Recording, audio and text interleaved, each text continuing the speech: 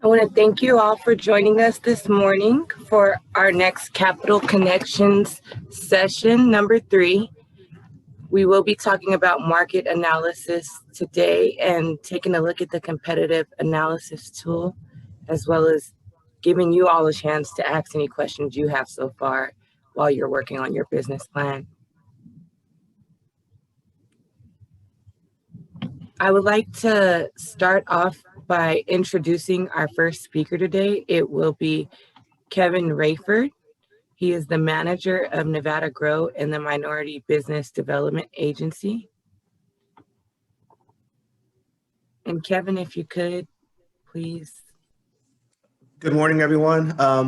Thank you for joining. I'll share my screen and walk through my presentation. I see in the chat that someone's asking Delisa to share the slides from last session. Delisa, you see that? And then also too, I promised Lisa I will email her the presentation that I'm going to do today. And of course, I posted my information in the chat as well. So you can feel free to email me or to reach out any way you want, even through the website. I'm looking on participant right now, and I see Gina Rodriguez, who works with me as well. Thank you for joining, Gina. If ever you want to pop in or make sure that I'm doing everything correctly, feel free to jump in, Gina. Thank you very much. And for anybody else that joins, I'm a pretty easy, laid back person.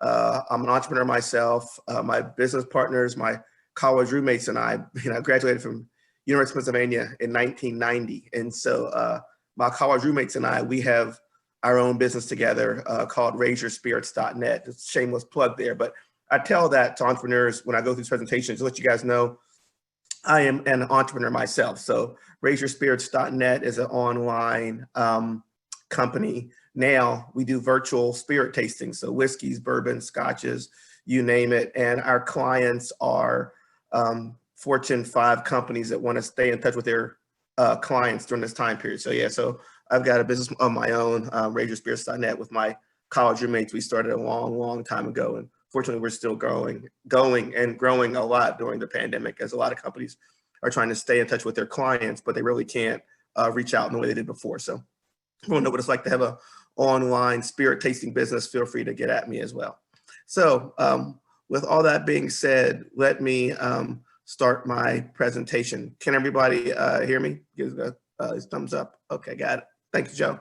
And so I'll start sharing my screen. Feel free to interrupt, put a chat in there. I'll try to look at the chat as well, but feel free, if there aren't people on the phone, just jump and ask me a question as we go along. Usually I'm used to lecturing. I teach business, marketing, entrepreneurship in a lecture format. So I'm used to students raising their hand, walking out, going to the restroom, making phone calls, phones going off, smoking a cigarette, whatever you need to do while I'm talking, feel free to do it. Don't let it interrupt you, because it's all good. So no big deal. Just feel free to interrupt and whichever need. So right now I'll share my screen and start my presentation. Thank you guys all for joining.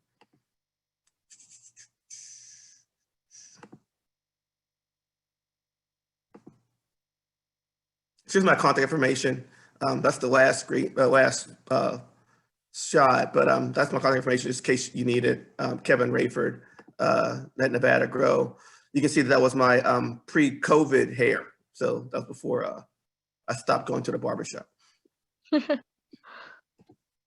So basically I'll bring it right now. Data-driven, Kevin Rayford. Like I said before, my undergrad degree is from the University of Pennsylvania, the Wharton School, and the MBA from University of North Carolina, Chapel Hill, Tar Heels. And so I'll start my presentation. In case you want to see who we represent, we are a community-funded organization funded by locally the state of Nevada, of course. And then we also have funded by the Commerce Department. That's where the Minority Business Development Agency kicks in. So we're funded locally by the Nevada State Legislature, as well as the Commerce Department. And we work with the SBA, Small Business Administration, as well as Nevada Small Business Development Center. I tend to talk fast, so feel free to stop me, slow me down, ask questions whenever you want. So just starting off, we're bottoms up. It's all about people. I mean, data doesn't matter if it's not about the people, right? So they always say, people don't care what you know until they know that you care. So basically, that's what we try to do. We help people like you, business owners. The first person you see on the slide is Mark McMillan, a great guy. You can meet him, really fun person to talk to. I work with him a lot now with his business. He's an 8-year NFL veteran, played for the Eagles, Kansas City Chiefs. Was never more than 150 pounds when he played. He's about like 5'6", lives in Las Vegas, really nice guy. He's got 2 companies, Camp 29, where he teaches young people how to stay in shape and hopefully be a professional athlete. And he also has a Grill and McMillan company too, where he sells online packages of ribs and steaks and chicken and things like that. In the middle, you'll see Elena Ladeau. She runs a company called Superb Maids. They won an SBA award before, helping her to pivot. It's a tough business. I mean, before people loved having people come into their homes. Now they don't as much. So we worked with Elena on how to get people in her business to want to sanitize their homes. And then on the right, you see Van Wyn, and that's in a restaurant, Biscuits and Bourbons down on Water Street, really nice area in Henderson that's up and coming. So basically that's what we do. We help people start their business, keep their business going, and that's really what it's all about. So one I used to like to use is, I can, and it's yes, you can for that matter. And what's important now in this era is able to connect with people. It's not easy. So we're doing everything virtually for the most part. And it's a challenge, but we help you do it. Also to analyze. I mean, there's so much information out there that I never feel prepared when I'm teaching a class, when I'm doing a presentation, because there's so much information out there. I'm always trying to get more and more information. And so it's overwhelming. So we help you cut through the clutter and analyze and pull out what's really important right now, this very second, as well as in the future. So analyzing is critical. I mean, it's critical to be able to analyze. And then lastly, in this day and age, you got to negotiate. We didn't have how we had it last year. So it's a challenge. So people need to know how to negotiate, how they're paying their bills, getting bills in from their customers. It's always an issue. I know, like even for me personally, I'm working on negotiating property management. I had a home that I was renting out that my tenants moved out. So I'm trying to negotiate my property management, how much they're going to take as a commission, how much they're going to take for a percentage in terms of the home I'm trying to rent out, as well as what I can do with my new tenant. So it's a challenge. Everything now is a negotiation. It's not how it used to be. We just set a price and everything floats smoothly. So I want you guys to know that we talk about those kind of things as well too. So feel free to stop me if you have any questions about anything. Now getting into the data and making decisions, here's an easy map of Nevada with showing pretty much the different parts of the city and where they are.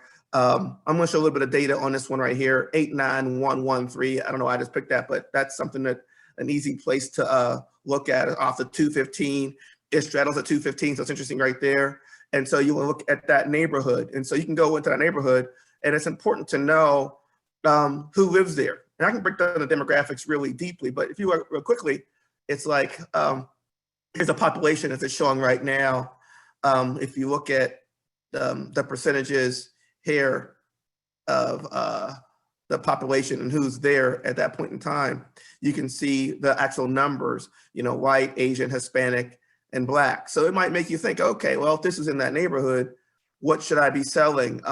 What language should I put my signage in? If it's Asian, we can drill down. I mean, I've got somebody on my staff, Michelle Chan, who speaks, Mandarin, Cantonese. So it's important for me to have that on my staff to be able to speak different languages. We can translate things into Tagalog. There's a huge growing Filipino population in Las Vegas and Southern Nevada. That's important. Of course, we have people who speak Spanish on my staff. I mean, all those are expanding. There's a big Eritrean community. So people, who I work with on my staff can speak Eritrean. So it's all those kind of things that are really important to realize. So that's what I'm trying to say, is that it's critical to know sometimes, what the demographic is overall, to give you a feel for one of the businesses in that area that we help. I'll show you a business right here. TLC, and they're a nail salon over there. And that's one of my clients. And so you see them with their smiling faces. They don't have their masks because pretty much they're family. And so that's a picture of them with our Nevada Grow brochure. But you look at how many nail salons there are in Nevada, it's staggering, and especially in Las Vegas. And so we work with the new Vietnamese culture organization, where they are a group of Vietnamese businesses that are trying to really have more of a presence in Southern Nevada. And we actually got them as a client through the Urban Chamber. So shout out to Delisa. The key thing is that there's a competition. We talked to them when they first started their business. They had two challenges. One, they bought the business from a previous business owner, and the business owner actually took all the clients with them. Once they sold the business, they said, okay, you can have this business, but we're taking all the clients. They didn't know that until after they had signed the deal. And then secondly, another competitor opened up right across the parking lot, right across the street. So that's going to happen. There's always going to be competitions, but you see, they're smiling because we helped them out. We helped them with their pricing, helped them with their marketing, and they're beating their competition. They're still in line. They're always busy. Of course, we wanted, this is COVID, so we don't have any customers in the store. We took the picture, but once we were able to wrap up and start packing up, masks went on, and customers just started piling in because they do a really great job with the products they use. Their pricing is on point, good social media. They know how to use all the online reviews to their advantage. And so there's always competition. So the key thing is that even in that area code, which is where they are over there, there's competition, and we let them know how to manage their business, set their prices, how to market, what languages to use, etc. So, I said before, like the percentage of the the percentage of the demographics over there, just in case you wanted. We also work on, e-commerce, right? So that's really important now in this era. So 5 areas to consider, for business growth.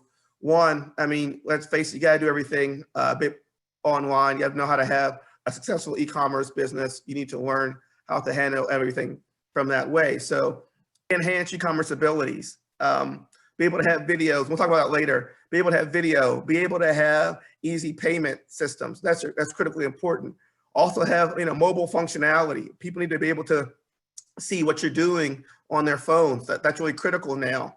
3, multilingual interactions. Be able to sign. Be able to have Braille. Definitely use so many different languages. People speak various languages here, whether it's Russian, whether it's French, whether it's Spanish, whether it's Italian, Portuguese, Tagalog, Chinese, you name it.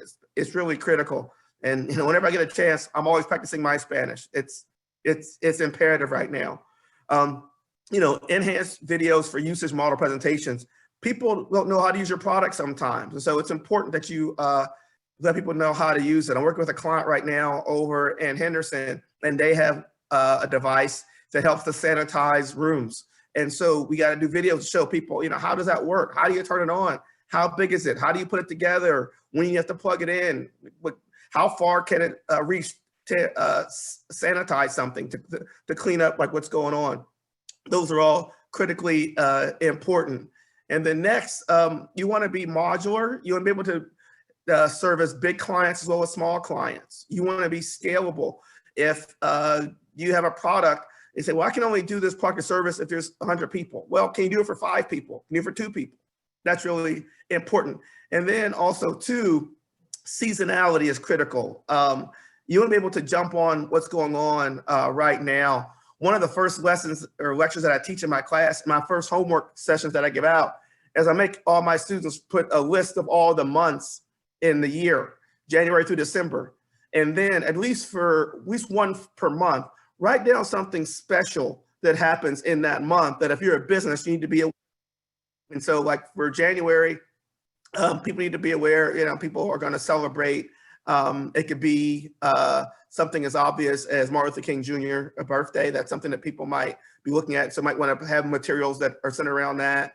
And those are critical. Of course, in February, there's a lot going on, but Valentine's Day is right around the corner. So always be aware of those kind of activities. In March, you can have St. Patrick's Day. So the key thing is, then you have Easter, April. But the key thing is just be aware of what goes on and how to make sure that you can have some seasonal offerings. That's always going to be something that you want to be able to take advantage of.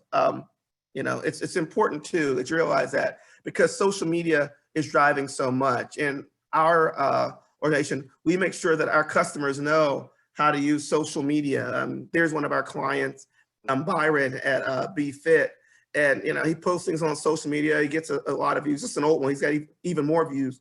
But we shot a video for him, let him know what to target, how to talk about his pricing, how to talk about how he goes to market. That's critical. Social media, and you got to be constant. So before you do social media, don't just put anything out there. Make sure you put something out there that represents your brand.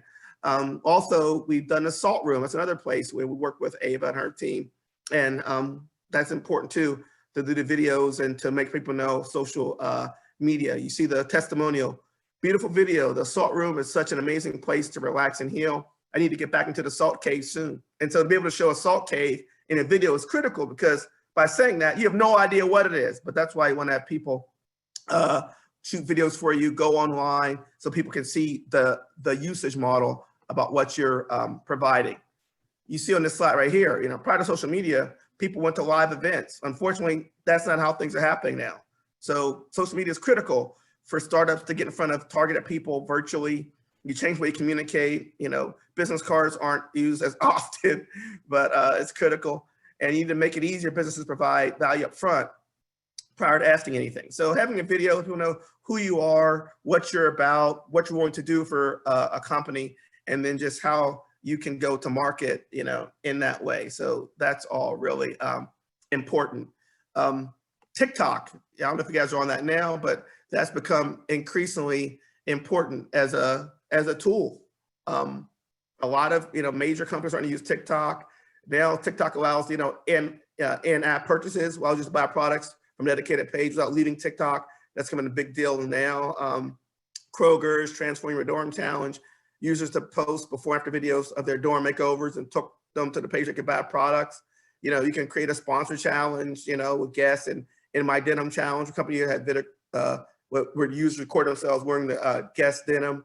And of course, you can partner with social media influencers, where we can get into that later. Feel free to ask me questions. I do have people on my team who are very well versed in using social media influencers.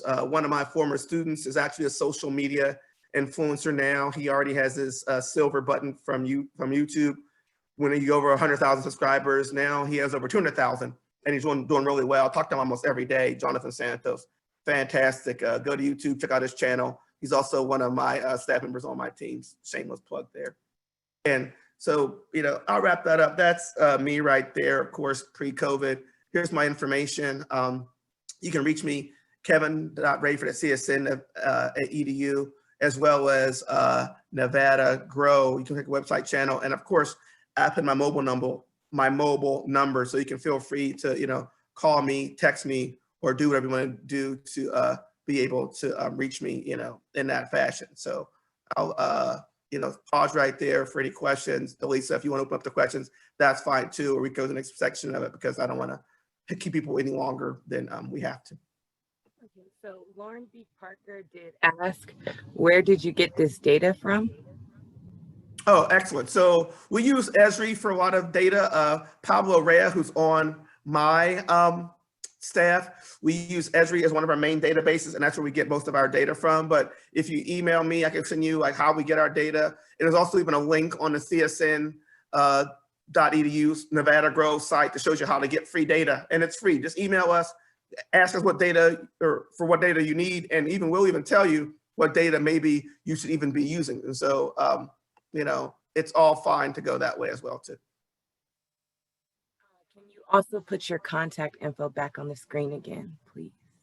Oh, certainly. It's in the chat, but let me put it right back here.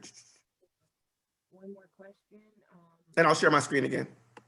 What's your cost to create company video?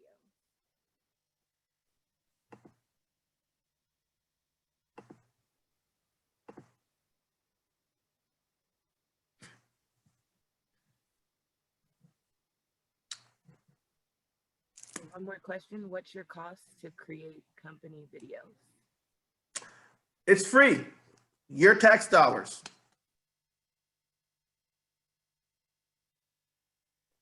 We're here for you. If you get a chance, go on my YouTube channel. I guess the only cost I would say is subscribe to our YouTube channel. It's out there.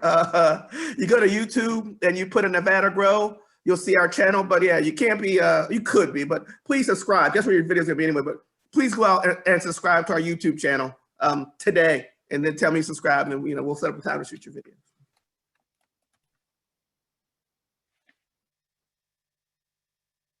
But definitely, I'd recommend it. I mean, my video staff, they're top notch. I got a plug-in for CSN. A lot of them are former College of Southern Nevada students, and the faculty at CSN, I'm one of them. All of us that teach, we are also business owners for the most part. If we teach vocational classes, so I teach entrepreneurship and business, full-time professor. I got 7 classes right now, but I'm also a business owner. And so pretty much all the faculty, so Joe Aliano, shout out to him, and Larry Marks, all the people who teach the videography classes, they're also good videographers. They have their video companies, and their students are top notch. And when those students graduate, they're on it. If you've ever been to College of Nevada, check it out. I'll give you a tour, but go to our culinary program. You see all the food, the restaurants, all the people who teach, the chefs. All the chefs that teach are actually great chefs. I mean, it's if you haven't been over to College of Southern Nevada, definitely check it out. I'm at North Las campus. Call me, text me. I can give you a tour. It's pretty safe right now as well as can be. And so let me know. I'll introduce people. Or of course, when things are on, you're welcome to sit in on any of my classes. I've got guest speakers. It's fun. And hopefully you guys can learn something and maybe be a guest speaker in my class. You guys are all talented people too. Awesome. Thank you so much, Kevin. And for the next part of this, and I did put a plug to Kevin's Nevada Grow YouTube channel in the chat, so you guys can click that to find it. The next part of this, we wanted to really dive into your business plan and take this time for you to ask questions. We do hope that you've been working on it so far using that competitive analysis tool. So I'll go ahead and pull that up for you guys, just so we can all get to the same place, and put the link to it in the chat. So it is the Wells Fargo's Works for Small Business Business Plan Workshop tool, or business plan tool. And today we're really going to look at the competitive analysis and then competitive intelligence tool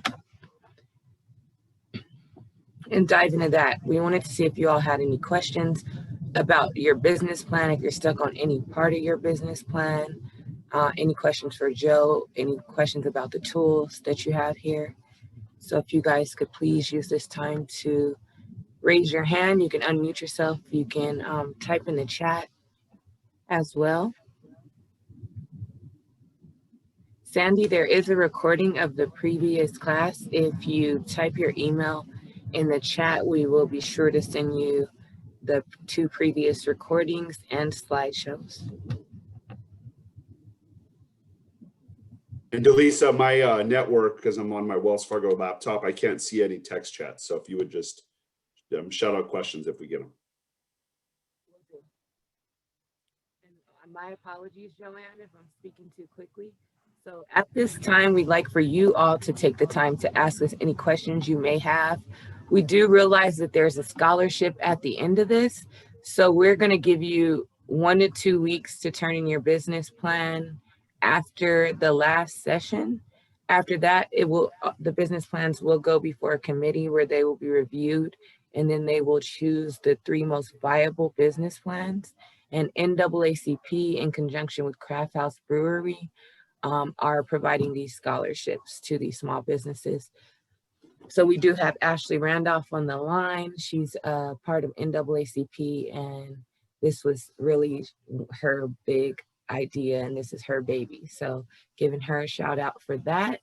And we just wanted to make sure that if anyone had any questions, or if we wanted to kind of just take a look at the tool, dive into the tool, check out the tool. If you guys have any questions about the tool, this is a great time. You have a few different counselors on the line who can answer any questions, any places you may be stuck as far as getting started with the competitive analysis tool, or using it within your business plan, or any parts of your business plan so far that you've been working on. I have a question. Lauren, Can you go hear ahead. me? This Yeah. is Lauren Parker. I haven't gotten very deep into working on the business plan, but just a general question. is there, I know we talked about the executive summary and in terms of how long or the length of it, but when I've looked at sample business plans and, you know, other business plans, it just seems like a really lengthy document and very overwhelming when going into it and developing it. Is there a such thing as like a minimum and a maximum amount of pages or material in it? And then does that vary by the type of business? Delisa, you want me to chime in? I mean, everybody has their own opinion.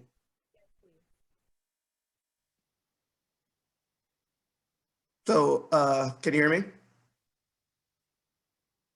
Sure can. Okay, so to answer your question is, you know, email me, it's a short answer, but a business plan could be a page and a half. I mean, I wouldn't stress over it. It could be 7 paragraphs. So I wouldn't worry about that perspective. So no, there is no minimum length or maximum length. And if you're stuck on there, don't let that be intimidating. I mean, you can do it in pieces. I can send you over a template for free, of course, and it could take you, you know, no more than 45 minutes to an hour, or, you know, well, it depends what you have in your mind, and you can write it down. It'd be a half an hour. So no, I wouldn't be intimidated by, you know, these business plans. There is no maximum length. If you want to ask for, you know, $500 million, so then maybe you might want to have one that's up to 30 pages that, you know, has everything under the sun, even including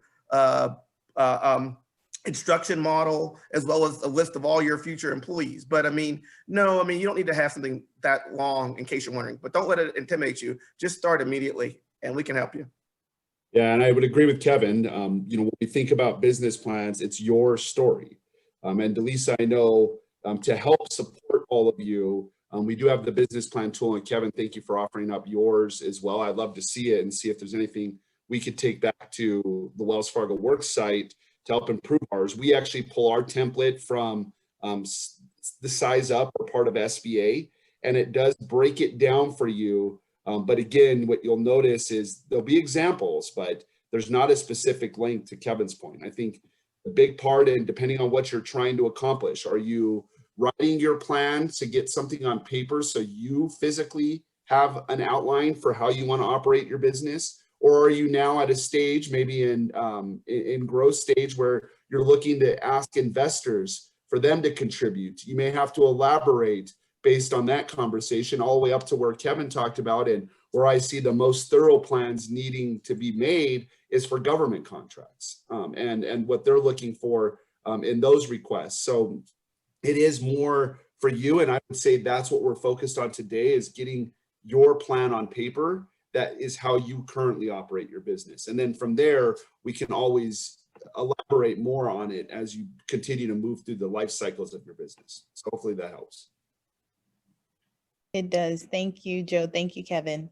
Oh, no worries. Yeah, and I want to put, I'll put the presentation. I went to one person, but I put the presentation as well as something called an assessment worksheet. Now I'm sent to everybody. When you said everybody, and that way you'll have it.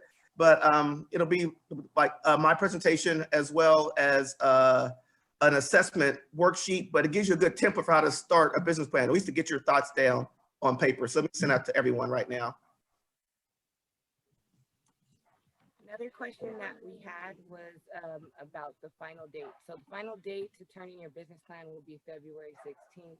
We will be sending. Delisa, we can't hear you. My apologies. Another question was about the final date the business plan is due and when we will receive your mentor. So the final date the business plan will be due will be February 16th. We'll send you all that information where you'll need to send your business plan into as well. And then as far as your mentors, we are connecting you with Nevada Grow as well as Prestamos, which was the last speaker that you heard from last week. So some of you have been connected with Prestamos and they should be reaching out to you. Some of you have been connected with Nevada Grow and their counselors will be reaching out to you as well. Right. And if you don't hear, like sometimes it's hard to get in touch with people, but feel free to just, email me, text me, and, we're here to help you. So that's what it's all about. No worries. Here's another question from Benjamin Bishop. He said he studies the microgreens business in Las Vegas and found several existing providers who focused on selling to restaurants. With the demise of the restaurant industry because of the pandemic, these existing providers are struggling. He spoke with the UNR and USDA Extension Service officers and they advise him not to do it now.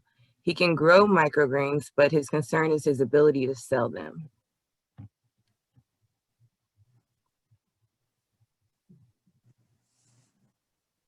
Were you all able to hear that? I heard that, and I think there's a lot of business models now. People are going direct to consumer. So I guess the best thing I would do would be to see if you can get people individually, and it's still out there, but we can talk about it. But having a good e-commerce site would be very helpful, and that's doable and it's available. And even partnering up with somebody who can do some delivery. So those are kind of things you just want to look at those two issues. One, having a good e-commerce site, and maybe be able to deliver. If anybody else has anything, feel free to chime in. But that's what we've been helping customers do or clients do as they've been trying to pivot. I saw that question and I was thinking, what about selling to local nurseries?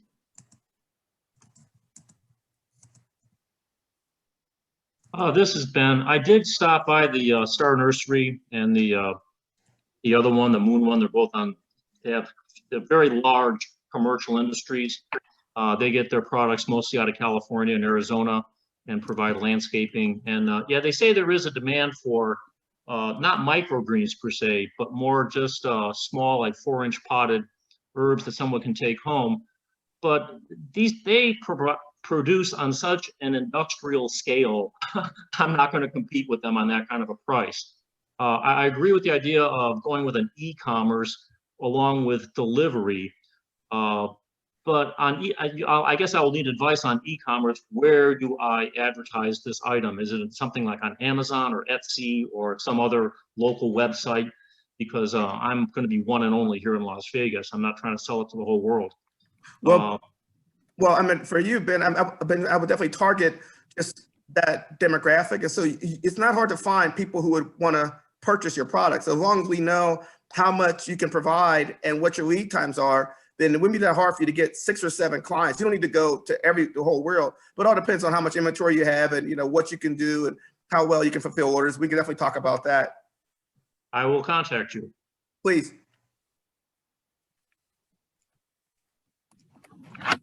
Okay. Our next question is from Jean Samuels. And it said, who do we pitch our business plans to once they're done? How do we find honest funding?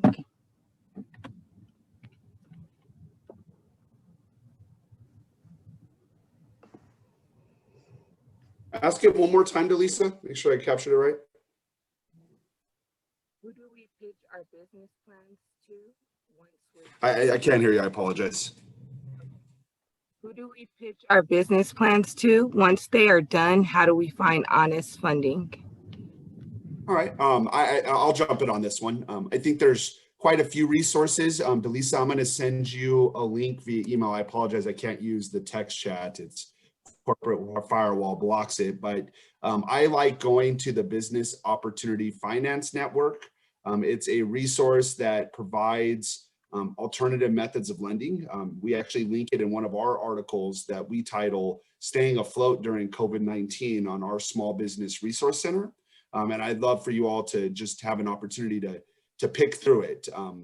You want to definitely use certified either investors and or lenders looking for additional capital. And that's why I like going here, because it is a certified network, and it also provides links to community development financial institutions, which are lenders in our community, but it also will link you through them to available grants. And at Wells Fargo, we've done a lot recently in putting money back into the community, and there are a couple announcements going out. We haven't shared completely yet, but I'll share a little bit. We titled our Open for Business Fund back in July of the past year, as a way to leverage the fees that we receive from processing PPP, which is about $400 million. And we leveraged it into CDFIs and local chambers to help provide resources. And we're starting to announce those now.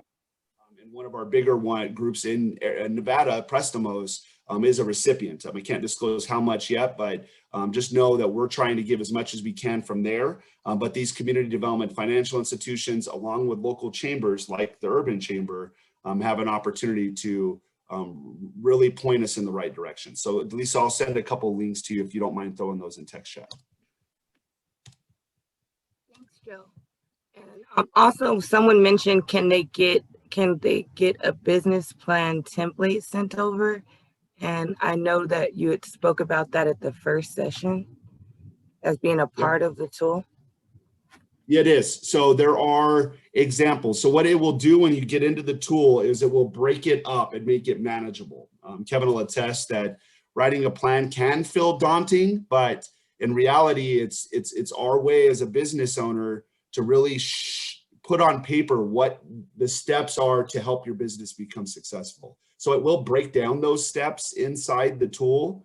I use this when I talk. So Kevin, I help here in New Mexico where I live. I support multiple areas, but I've spoken at numerous entrepreneurial studies classes at the local university here in our business school, and have shared this resource with students. And what they like about it is that it does give you samples of what other industries or other businesses have wrote.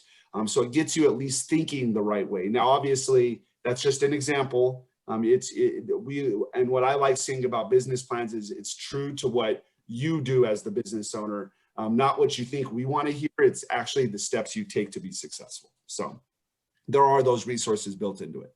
Exactly. And I would say, Joe, there's even a link on the SBA.gov site. But the key thing is just, just get started. Just write down your products, your prices, how much it costs you. But just start, anything, whether it's dieting or saving money, start now and just start writing things down. I mean, and then that way it'll become less daunting. And it's not something that's going to be a static. I mean, you're not making the Mona Lisa. So it's something where it might change every day. And business owners need to do that. I mean, my business partners and I, we're changing our business plan as we speak. And it just happens that way. So don't think that it's something that's going to be etched in stone and locked away somewhere under lock and key. No, you look at your business plan daily, sometimes, a few times a day to make tweaks. If you're going to have to go from a certain supplier to another supplier, shipping costs change. I mean, just things are always going to be, in flux. So get used to that. And, I encourage people to do that, all the time. Don't let it worry you. We're here to help. And, Joe, you're a tremendous resource. We definitely got to talk offline. I'll make sure I get your information from Delisa. If you don't, that'd be great. Yeah, I connected with you on LinkedIn already. So you'll have an invite from me there. Awesome. And then, so, Kevin, this site, the business plan tool, is the one directly linked from the SBA. So we just link it from our internal tool right to them. So is the competitive intelligence tool. It's part of Size Up. That's the SBA component. So we use the same tools, which is good because then it's consistent. Perfect. Question. The reason I asked about a template is prior to, because you're going in and out of the Wells Fargo thing, it's so much easier to gather the information and then plug it in. That was the reason why I was asking for a template or the questions for each section, so that as you go in, it makes it easier to navigate. Because if I can gather all my information and then plug it in, time efficient. That was the reason why I asked for like a template. Okay, yeah, that's good feedback. I'll make that suggestion. We usually do it side by side, so 2 screens, but I get the need for it. So I will definitely make that request. Okay. Good morning, everyone. I'll be taking over the questions. I'm Rashonda Washington. So the next question is from Brandon. He's a local realtor. He says he's transitioning to real estate development. He don't have experience, but plans to hire experienced contractors. He said he has a big plan, but would you recommend starting off small, on a smaller scale, like home rehabilitation, and transitioning into bigger projects, or going big using experienced support systems? I mean, that's a tough one. And I apologize for being, blunt, but I mean, look and see where you are financially, personally. I mean, how much money do you have? I mean, people come to me all the time and just spare you the misery. Well, can I get a loan for $1 million? No, no one's gonna give you $1 million right now, unless you already been, I mean, even bankers, I mean, they're so tight-fisted. And one of my best friends, I put him on blast, John Gentile, that's my dude. We have lunch every week. And he shows me his deals. Kev, they're gonna finance this. So he doesn't do it to put anybody in, but he knows I'm a counselor. And I look at his deals. Kev, what do you think about this one? I'm like, And John works at, well, he was at Valley Bank in Nevada. Now, he's at a credit union, but, real good guy. But bankers are not just going to give anybody any money. So find out what you can personally afford. I mean, we'll talk about offline, but how much money do you have? But be careful, because you can't do a big project if you don't have experience. They're not giving money to anybody at this point in time unless, you've got money to put in with them. So the challenge would be start small. To answer your question, start small, but don't waste your time thinking you're going to go show a business plan with all these people and get a lot of money to start real estate on your own, because that money is not going to come through that quickly. And I don't mean to be pessimistic, but that's just where I'm seeing it right now. What do you think, Joe? Yeah, no, I completely agree. I would think about the term that I like using most of the business owners is it profitable? And I think profitability equals cash flow forecasting and knowing, is there a need in the market? And I think that would be the biggest thing that I would lean into the competitive intelligence tool, part of the resources we're sharing, and learn about the landscape. What does that competition look like? Is there a need? Can I fill that need with and to Kevin's point, what I'm capable of doing, right? That's, I think that capability term is actually one of the 5 C's of credit. And it's a big component of what we look at as bankers when we do investing. And not even just banks, but any lender will want to know, is the business profitable, and can you forecast profitability or forecast your cash flow? And that's one thing that I like doing with business owners, is just putting it on paper and mapping through. Once I know what my expenses are and what I'm going to need to start up and get going, it gives you that outlook. So definitely something we can take offline and deep dive into. So. For sure. Okay, so the next question, if you're looking at more than one location in mind for your business, do you need separate business plans for each? Yeah, I responded back, just individually, but no, I mean, you don't need a separate business plan for each. I mean, I've got a client, if you go on our website, we work with the Great Greek. There's locations all over, well, there's 5, Las Vegas now, but yeah, they're expanding. They have a good business model. They're going to expand. They're going to be franchising. Congratulations to them. So they're going to getting paid. But yeah, you don't need to have a separate plan for every location. I mean, no, you don't need to do that. No, I agree. I think it's a plan within the plan. So when we get to that expansion component, that's where we'll want to see what that looks like based on the location. But it's not a separate plan. It's just a plan within a plan. Okay, next question. What type of information should be included in sections like customer analysis, industry analysis, and strategic alternatives? Just one area as an example. Kevin, I don't know if you want to start first. Certainly. So basically, if you, Rashonda, I saw, it's like competitive analysis, I think was one of them. Industry analysis and strategic alternatives. Okay, so first of all, industry analysis, that will be something simple as a restaurant. You can Google or send me an email that says, what's the size of the restaurant market? How many restaurants are out there and how much money is being spent on restaurants? Then that's not that hard to find. You can even get that locally. Then you can easily find out how many restaurants there are. That will give you the competitive landscape. You can even drill down by type of restaurants. But I mean, each of those isn't more than a paragraph. It's not that hard. I mean, you can come up with that pretty quickly. I've got a client, and you can check out our website, of course, or our video link. And this is a team, a real nice client, and they do sneaker restoration. So if you look at his business plan, he looks at how many people, what the size of the sneaker market is, how many people buy sneakers, because he, fixes up sneakers for sneakerheads so they can wear them or repurpose them. And so the key thing is that's easy to find, but the main information just, you can do a Google search or email or use this competitive analysis tool, but put in, your industry, it'll give you all the information, cut it, paste it into your plan. So no more than a paragraph a piece, but the information is out there. It's not that hard to find.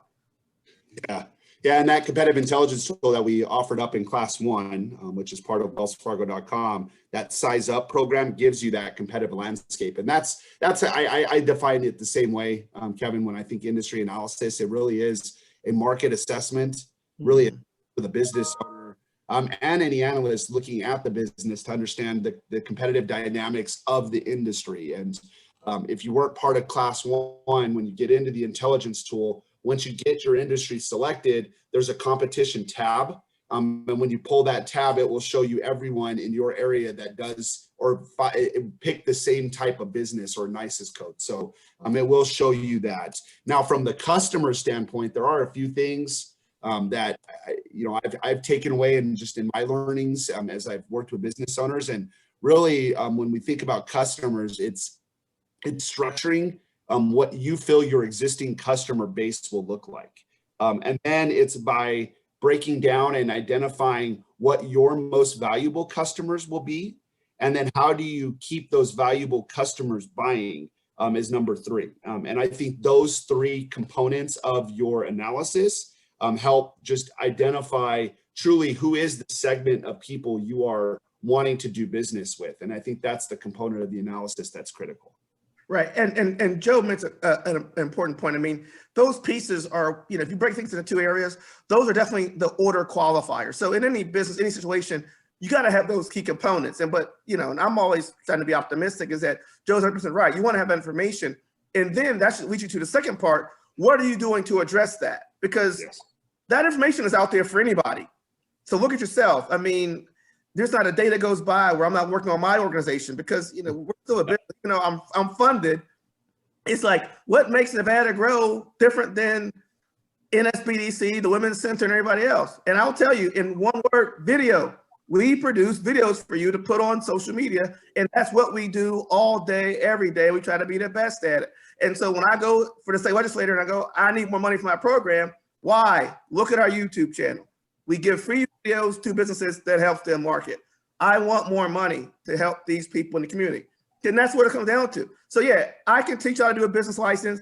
Everybody can show you how to, fill out a loan application. But our organization, we do video. We try to do video better than anybody, wherever, however, but have something to address what the issue is. I can show you everybody in the community that helps people with business plans. You can get a line around the corner, and they're all begging for the same pots of money. But what we try to do is we do videos better, quicker, faster, in any kind of way. So that's what I'm saying. So basically, be able to address the overall environment, but you're never going to be in an industry where no one does what we do. No, everybody does the same thing you do. That's an order qualifier. How do you win? Do it better. Wake up earlier, do something sharper. I don't know, do something that's a challenge and push it. But for me, video has become our niche. So we have our YouTube channel, developing our podcast now. And so that's what we do, and if you're a business owner, make sure you have information, because I give my students extra credit for shopping at your business. Yeah. Oh, that's pretty cool. I like that. I throw in customer journey is probably that component that you're talking, Kevin. It's how can I make it seamless or easy for my customer to obtain my product? And I think that was one of the biggest hurdles that we faced during COVID. And something that I'm challenging business owners to think through. When was the last time you as the business owner have gone through your customer journey or leaned on someone who you trust? We call them our mentors. We call them consultants, advisors, relationship managers. But when have you asked someone that you can collect feedback from to go through your channel? And is it easy? And do you know what the competition's channel looks like? And is there things that you can do better or faster, simpler than they do? That's what Kevin's hitting on. So that's great advice. And it's a challenge. I mean, the key thing is, you can humble yourself and realize that's what it comes down to. I mean, there's that saying too, we talk about it, all of us people that teach business entrepreneurship, we go to our conferences, but it's like anything else. If you ask for money, you're going to get advice. If you ask for advice, you're going to get money. So the key thing is that humble yourself, learn, and then people are going to help you out. Yep. Like that. Okay. Next question. Does Wells Fargo work with property developers, and how does that work? Property developers. I guess I would need more info. Maybe Rashonda, you can connect me with that person. But yes, we do. I'm curious on what you're looking at trying to accomplish. Are you wanting to build from ground up, take over, refi? I guess that's the questions I have, but yes, we do. A simple answer, but definitely would like to chat through it more. Okay, that was from Brandon.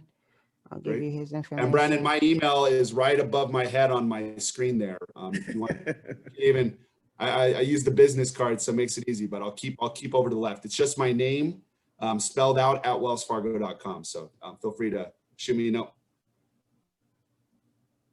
Okay. Once you get the analysis, how do you decipher it? I'm sorry. I'll kick off this one since we taught the competitive intelligence tool.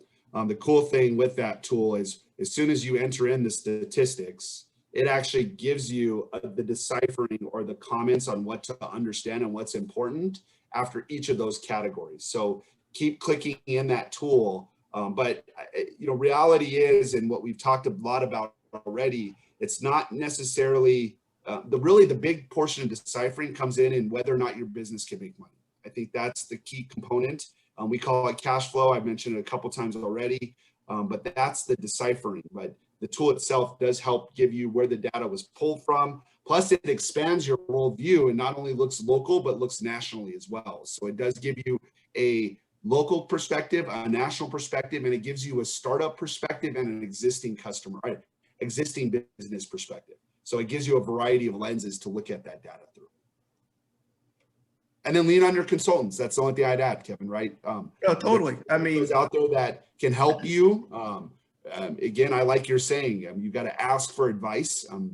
Don't be afraid to do that. I think we need to do that more, honestly. But Kevin, what are your thoughts? Oh, I agree. I do that constantly. And if you made it this far, you've got all the tools to be successful. So don't always look for everything to be online. And just go with it. I mean, there's a lot of information out there, but trust your own life experiences. I mean, when it comes down to it, it's all about you.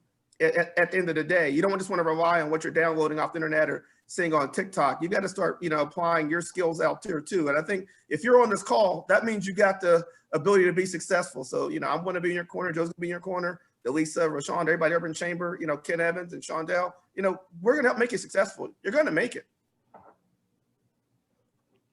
All right, awesome. Okay, the next question, it says, in my industry, a lot of people use their own money to start their business. I want to start saving for my business. Should I get a business account now or just use my personal savings until I get closer to finishing my plans? I would say just from a banker perspective, you would had to have gone through all of your documentation. So my rule of thumb is when you start receiving money in the name of the business is when you need a business account. Kevin, do you have a different perception, or what do you suggest? Exactly. I agree, and make sure, but if you're not disciplined enough to put money aside for the business, then definitely have a separate account. But Joe's right on. But the key thing is it all depends on how much money you have right now. But I would start saving now. Like I said, it's a vague question, but I respect that in this forum. But it all depends what kind of business you're trying to start. Are you trying to open up a food truck, or do you want to, open up a full restaurant? I mean, it all depends on what you're trying to business start. Are you trying to open up a barber shop, or are you trying to, open up a bowling alley? It all depends on what you're trying to do. I mean, I saw Floyd Mayweather just opened up a skating rink, right? It all depends on how much money you got. But it's all good. We're here to help you. Yeah. I'm gonna jump in. There's my girl. I'm sorry. I'm sorry. I'm gonna jump in and put some thoughts into this question too, because I have a lot of people ask that question. So my point is, if you really are thinking about putting aside money for the business, don't commingle it with your personal funds. For me, if you have a business account set up, any small little things that you buy that is business expense, like a bunch of pens, some tabs for you to take notes when you go to workshops like this, anything that can be a business expense, use it from the business account. So this way you have clear accounting. I mean, you say, you want to save for business, you're going to start by putting money in there, even though your business haven't taken off yet, but you're really starting to take steps to build that business. So start to build that account, start to use, that account to pay for some of the small expenses that may not mean much to you right now, but down the road is going to mean a lot because this way you can also do, have some tax advantage that way for your business expenses. Start from the get-go. That's just my thought. That's how I do it. For my own business that we just set up, have a business account to start off with. Excellent, thank you. And by the way, guys, Michelle Chan is, my senior business counselor on my staff. So thank you for joining, Michelle. I don't know you're gonna be, but I'm happy. But feel free. And sometimes you might get a response back from her when you apply for Nevada Grow, because Michelle is phenomenal. She's a business plan expert. She's an entrepreneur and someone who also, speaks a language other than English, as I was saying before. But thank you for joining, Michelle. You're fantastic. Couldn't do anything without you. Good to see you this morning. Thank you. All right, thank you for that, Michelle. So the next question is, are the templates available for nonprofit versus profit companies? And are there any resources to help me decide which way to go? I want to create an African-American based theater and arts program. That's Michelle Johnson. Well, I mean, I'll kick off, Kevin, if you don't mind. Again, a nonprofit does have a completely different channel. Plans and, obviously we call it a nonprofit, but it doesn't mean that your business doesn't earn a profit. It's really how the tax classification is handled. So the plan and the lead up to the plan, I feel, is very similar. Obviously your clientele and how you'll get to the clientele, or if we call them donors when we talk nonprofit, what that looks like. I think there are more specifics, and just from a banker's perspective, we do like to see more of those specifics listed when it is nonprofit, because obviously we got to know that those channels are consistently flowing, and it's that there can be no disruptions. I'll give you an example. I sit on 6 boards in the regions that I support, and when COVID hit, every one of them, we had to look and go through every single one of our fundraising opportunities and to learn whether or not it could be done in a virtual capacity. We hear a lot about galas, right? Galas. Those things can't happen necessarily the same way they did, and you have to reposition them. So those pivots, I think, in a nonprofit plan are more needed than in a business where we can determine profitability by the product or how fast the product gets to market. So it does look a little different because it's an inflow channel versus how you're producing your product itself. But Kevin, anything you'd like to add? I mean, I agree. And the same business principles apply both ways. And so I would definitely have you look at it from that perspective. And I mean, you can, if that's something we're going to do, look at who's already out there. Like, look what's going on with the Smith Center. Look at what's going on. I was watching the news last night, and what is the Little Vegas Theater is looking at closing because they're having a hard time. And so I look and see who's already out there. I'm a big fan of volunteering or working for a company or business that you think you might want to start in 1 or 2 years so you can see the ins and outs of it. But that's a noble task. I mean, that'd be great to have an African-American based theater or arts program, but talk to people who are over at the Las Vegas Library and go over to the theater, that's off of not Cheyenne, but off of like Lake Mead, and go over there and see what kind of programs exist. But don't try to recreate the wheel. I mean, go and see like what all their expenses are and dive into it and do a deep dive before you want to go that route. But definitely the same principles, whether it's for profit or nonprofit, they're pretty much the same hardcore business principles about how you're going to be able to be sustainable. All right, awesome. Okay, next question is, what is all required to open a business account? I'll go from a banker's perspective because to do that consistently. So depending on your type of business, the standard requirements, if you're a sole proprietor, typically is just your business license. If you're an LLC or a corporation, we would need business license, as well as your articles of organization or articles of incorporation. And we do need proof of business address. So that could be, if you're operating out of your home, that's an easy one, because if the address matches your ID, we're fine. If it's in a physical location, we would need a utility bill of some sort to show the physical address is a business or operating as a business. But that's the documentation. Now, if it's a partnership, we'll look for a partnership agreement, but typically it's business license and your articles if you are a corporation or an LLC, which are the most common types of business filings we see.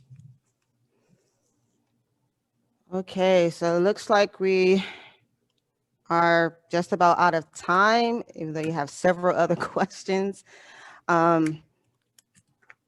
I guess for all those whose questions I couldn't get to, if you can just email them to Joe or Kevin. And I'm Sorry, sure we're they not will out get of back to time you. yet. We're not out of time yet? Okay, because I saw you said you think it's close to time to close out. So, okay. Guess not. Guess we can keep going. Okay, someone's asking for a passcode to get into the meeting, Delisa. Okay, let's see.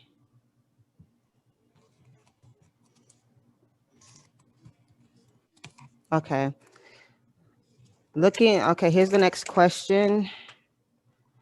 I will be setting my business up for minority and women certification. Is there something I should make sure my plan includes to help support this?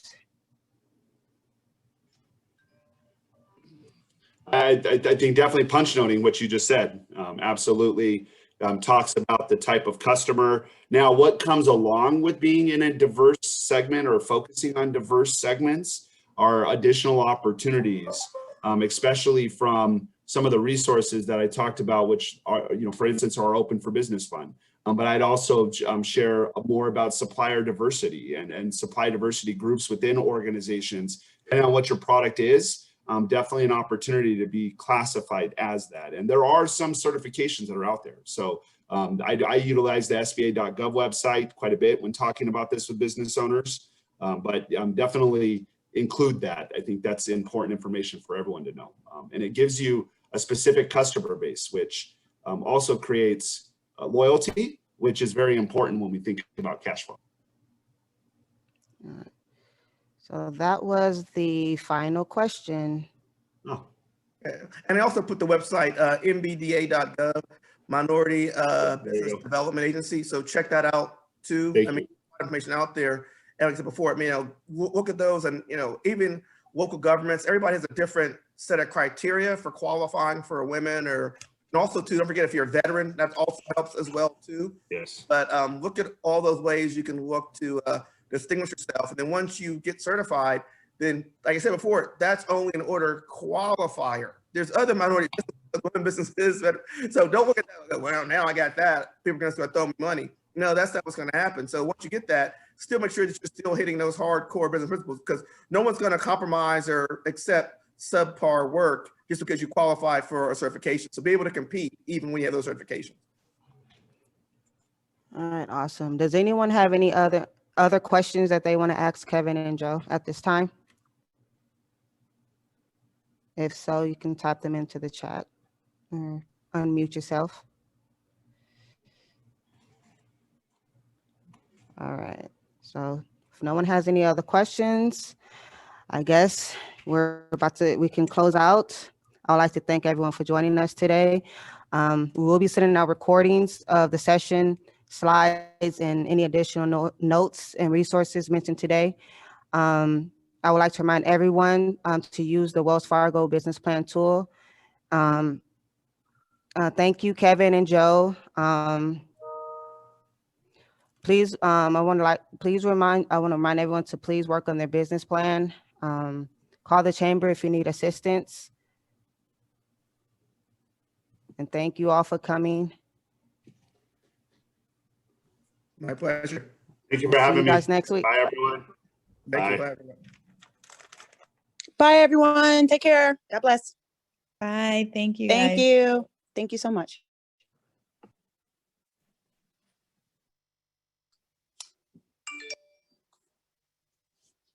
Bye. Thank you for everything. Yes, thank you, everyone.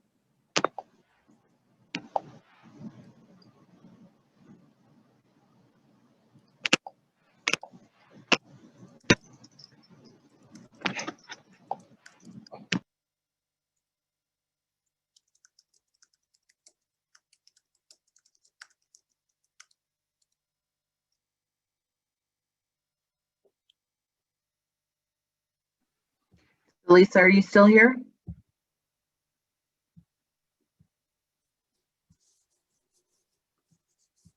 Hi, Delisa, it's Ashley.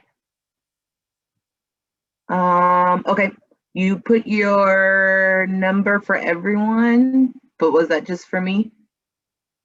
actually supposed to be for Mandy, because she Oh, got it. Okay. Yeah. but you can call me too. Okay. Yeah. I just don't, I know your schedule is busy, so I'll just wait for that I was email. gonna email you. Yeah. Perfect. I'll email. All right. Thank Have you. a great day. You too. Bye-bye. Hey, Delisa. Yeah. Hey, sweetie. Vanessa Keeler, she's part of my Three Maries, my group. She just joined. Could you make sure and please send her the information too so she can get everything? Yeah, Vanessa, can you add your email to the chat, please? And then I will get it out to you.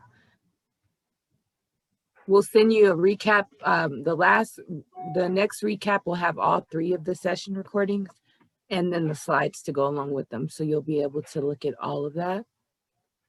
You are wonderful. Thank you. Give you a quick call now. Okay, Mandy, I'll be waiting for your call. And then Vanessa,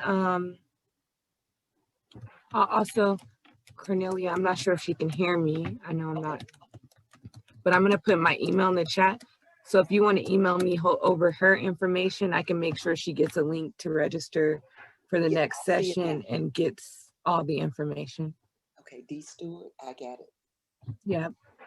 D Stewart at Urban Chamber. Thank you so much, sweetie. Yeah. .org. .org. Okay. Yep. Okay. Thanks. You guys have a great day. Okay. You too, sweetie. Bye-bye. Okay, bye.